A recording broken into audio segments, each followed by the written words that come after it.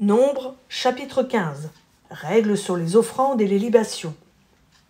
L'Éternel parla à Moïse et dit : Parle aux Israélites, et tu leur diras : Quand vous serez entrés dans le pays que je vous donne pour y établir vos demeures, et que vous ferez à l'Éternel un sacrifice consumé par le feu, soit un holocauste, soit un sacrifice en accomplissement d'un vœu, ou en offrande volontaire, ou bien dans vos solennités pour produire avec votre gros et votre menu bétail une agréable odeur à l'Éternel, celui qui fera son oblation à l'Éternel présentera en offrande 1/10 de fleur de farine pétrie dans 1/4 de hin d'huile. Et tu feras une libation d'1/4 de hin de vin avec l'holocauste ou le sacrifice pour chaque agneau. Pour un bélier, tu feras une offrande de 2/10 de fleur de farine pétrie dans 1/3 de hin d'huile, et une libation d'1/3 de hin de vin. Tu l'offriras en agréable odeur à l'Éternel. Si tu offres un veau, soit comme holocauste, soit comme sacrifice en accomplissement d'un vœu, ou comme sacrifice de communion à l'Éternel, on présentera en offrande avec le veau 3/10 de fleur de farine pétrie dans 1/2 hin d'huile. Et tu présenteras une libation d'1/2 hin de vin. C'est un sacrifice consumé par le feu d'une agréable odeur à l'Éternel. On fera ainsi pour chaque bœuf, pour chaque bélier, pour chaque petit des brebis ou des chèvres. Vous ferez ainsi pour chacune des victimes d'après leur nombre. Chaque autochtone présentera de la sorte ses offrandes lorsqu'il offrira un sacrifice consumé par le feu d'une agréable odeur à l'Éternel. Si un immigrant séjourne chez vous ou se trouve au milieu de vous dans vos générations à venir et qu'il offre un sacrifice consumé par le feu d'une agréable odeur à l'Éternel, il l'offrira de la même manière que vous. Il y aura une seule prescription pour toute l'assemblée, pour vous et pour l'immigrant en séjour. Ce sera une prescription perpétuelle pour toutes vos générations. Il en sera de l'immigrant comme de vous devant l'Éternel. Il y aura une seule loi et une seule ordonnance pour vous et pour l'immigrant en séjour parmi vous. Règles sur les prémices et sur l'expiation des fautes involontaires. L'Éternel parla à Moïse et dit : Parle aux Israélites, tu leur diras, quand vous serez arrivés dans le pays où je vous fais entrer et que vous mangerez du pain de ce pays, vous prélèverez une offrande pour l'Éternel. Vous prélèverez un gâteau, les prémices de votre pâte, vous le prélèverez comme ce qu'on prélève de l'air. Vous donnerez en prélèvement pour l'Éternel une offrande des prémices de votre pâte dans toutes vos générations.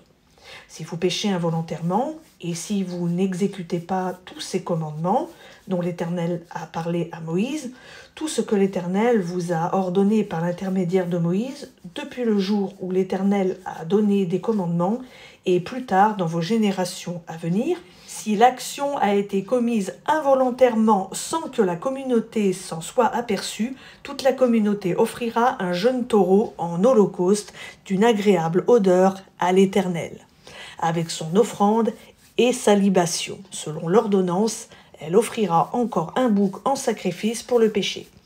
Le sacrificateur fera l'expiation pour toute la communauté des Israélites et il leur sera pardonné, car il s'agit d'une faute involontaire et ils ont apporté leur oblation consumée par le feu en l'honneur de l'Éternel et leur victime pour le péché devant l'Éternel à cause de leur faute involontaire. Il sera pardonné à toute la communauté des Israélites et à l'immigrant en séjour au milieu d'eux, pour tout le peuple, car il s'agit d'une faute commise involontairement. Si c'est une seule personne qui a péché involontairement, elle offrira une chèvre d'1 an en sacrifice pour le péché. Le sacrificateur fera l'expiation pour la personne qui a commis une inadvertance devant l'Éternel. Quand il aura fait l'expiation pour elle, il lui sera pardonné. Quand on agira involontairement, il y aura une même loi pour l'autochtone d'entre les Israélites et pour l'immigrant en séjour au milieu d'eux. Mais si quelqu'un parmi les autochtones ou parmi les immigrants agit d'une manière délibérée, il blasphème l'Éternel. Celui-là sera retranché du milieu de son peuple. Il a méprisé la parole de l'Éternel et il a violé son commandement. Cette personne sera retranchée, elle portera le poids de sa faute. Punition d'un homme violant le sabbat, les franges. Comme les Israélites étaient dans le désert, on trouva un homme qui ramassait du bois le jour du sabbat. Ceux qui l'avaient trouvé, ramassant du bois, l'amenèrent à Moïse, à Aaron et à toute la communauté. On le plaça sous bonne garde, car ce qu'on devait lui faire n'avait pas été déclaré. L'Éternel dit à Moïse, « Cet homme sera puni de mort.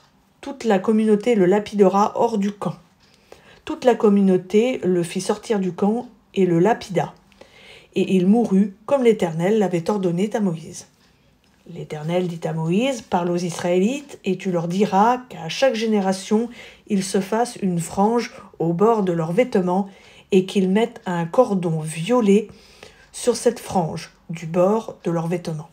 Vous aurez cette frange, vous la regarderez et vous vous souviendrez de tous les commandements de l'Éternel pour les mettre en pratique, et vous ne suivrez pas les désirs de vos cœurs et de vos yeux, qui vous conduiraient à vous prostituer. Vous vous souviendrez ainsi de tous mes commandements, vous les mettrez en pratique, et vous serez saints pour votre Dieu. Je suis l'Éternel, votre Dieu, qui vous ai fait sortir du pays d'Égypte pour être votre Dieu. Je suis l'Éternel, votre Dieu.